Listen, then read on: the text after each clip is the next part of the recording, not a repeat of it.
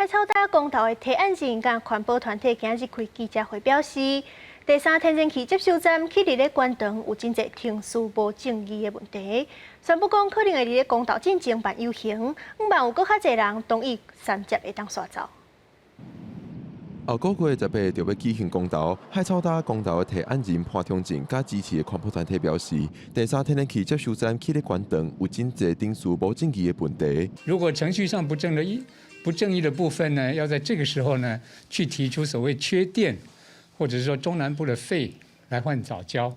我觉得这个是不太厚道的，因为他们过去自己资讯不公开，决策不透明。所以种下今天这样的恶果，一场听证会都不愿意开，却要去开，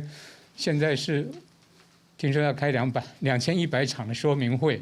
那这个实在是让我们觉得失望了。环保团体表示，过去民进党主张深澳电厂扩张要来使用清气的煤，甲即马咧杀天然气发电较清气的态度是完全无同。这期话拢是民进党咧讲。2018年4月24号，在经济部的内底网页来讲，为什么要盖深澳燃煤电厂？为什么要选择燃煤不采用天然气？民进党这前内底，天然气是无好的呢，燃煤较好呢，